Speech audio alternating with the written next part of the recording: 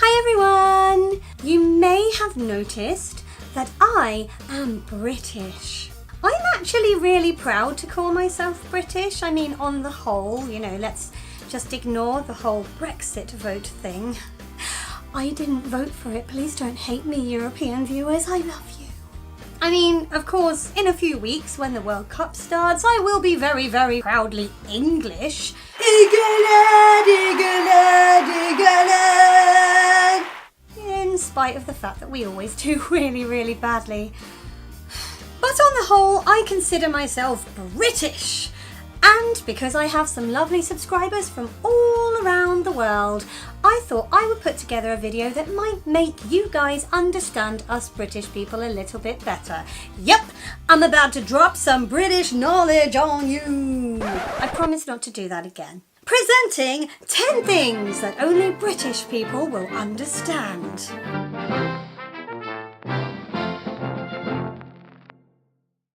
If somebody from another country is trying to sound British, they inevitably end up doing the voice of a BBC newsreader from the 1940s. You're listening to the BBC News on the wireless. The war effort is going splendidly well, although those Nazis are really nasty chaps. We don't all talk like that! Can we just not forget that Britain also incorporates places like Liverpool?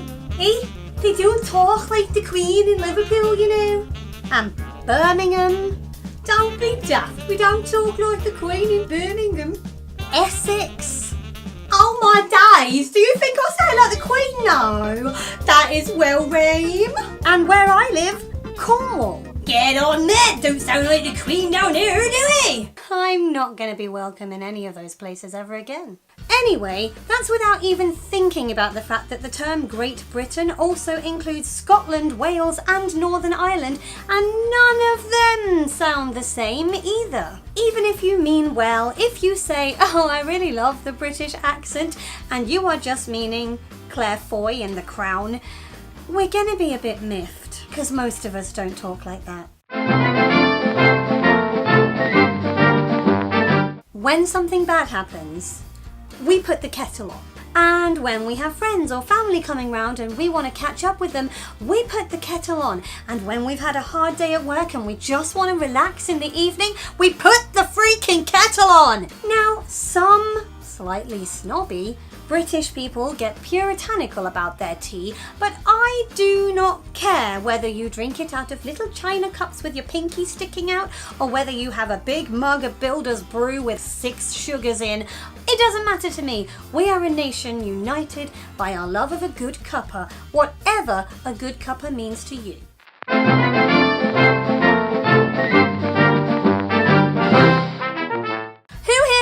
The 2012 Olympics, when it was held in London and we British people were so proud to be hosting it, and about 3/4 of us were convinced we would absolutely screw it up somehow and the whole thing would be terrible. That's just how our minds work here in Britain. I mean, we all knew there was this big opening ceremony planned and lots of effort had gone into making it brilliant, but that didn't stop most of us from being absolutely convinced it would be utter rubbish. We were thinking bits of the stadium would be falling off and the whole opening ceremony itself would be so cringe-inducingly awful, we'd all want to pretend none of us were British.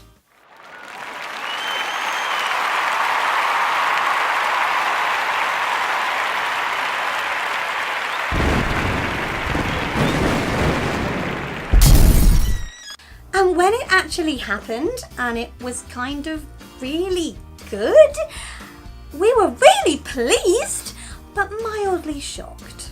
It all ties into the British sarcastic sense of humour and just this nagging belief that things will inevitably go as badly wrong as they could possibly go. You see, when things are going well for a British person, it makes us suspicious.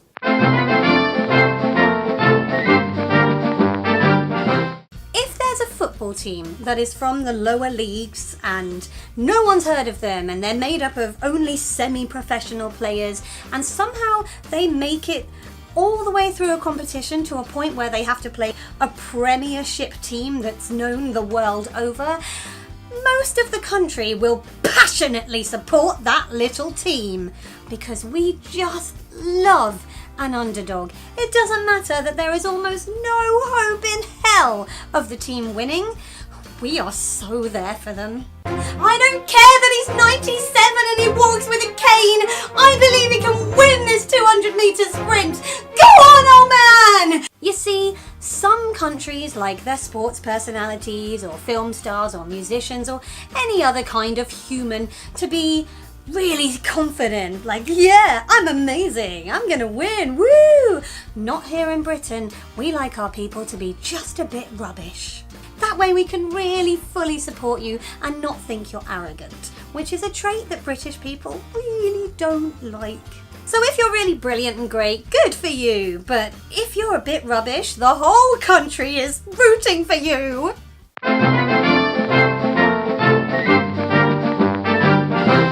Went out for a cheeky Nando's with the girls last night. Totes squad goals. Lisa was giving it mad bands. What an absolute ledge. I've made a whole video on this subject before, so I won't bang on about it for too long, but yes, we are obsessed with the weather. If we are forced into a situation where we have to make small talk with somebody, that is our go-to subject. It's raining again. But when the slightest bit of sun comes peeping through those clouds, we kind of go insane. We're out in the garden straight away cremating burgers on barbecues, typing on Facebook, OMG, it's so sunny, I don't know what to do. We're so not used to it that we don't know how to handle sun. This is probably why when British people go on holiday, everyone else from around the world is like, I thought British people were meant to be reserved. We just go mad if the sun comes out, okay? We don't see it very often. It's a very big treat. And that tends to be why within days of the sun coming out, whether here or abroad, we're usually moaning about the fact that we're too hot and we've turned a beautiful shade of pink. But don't worry, this is Britain. It'll rain again soon.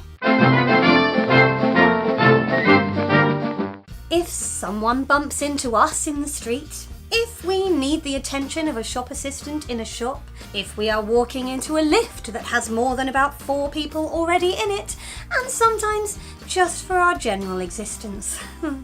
Sorry.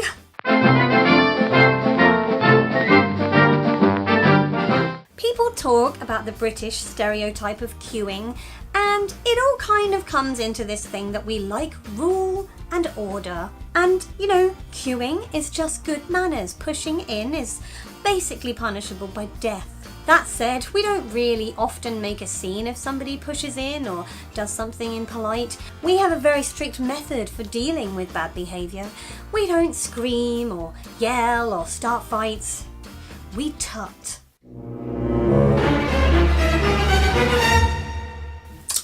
And because on the whole we try to be quite a polite nation, that means that we tell people we're fine, even when we are anything but fine.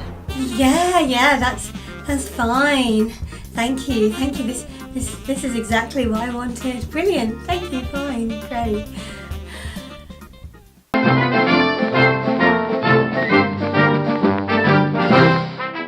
You name it, we will moan about it. The weather, the laws in this country, the royal family, NHS waiting times, we will find something about Britain to massively kick off about because that's what we like doing. We just like talking crap about this country and about ourselves. There is nothing a British person is better at than taking the mick out of ourselves. But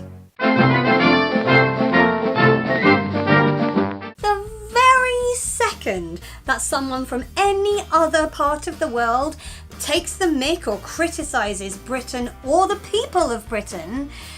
Oh, I say, old chap, you can't talk about the wonderful nation of Great Britain in that way. God save the Queen!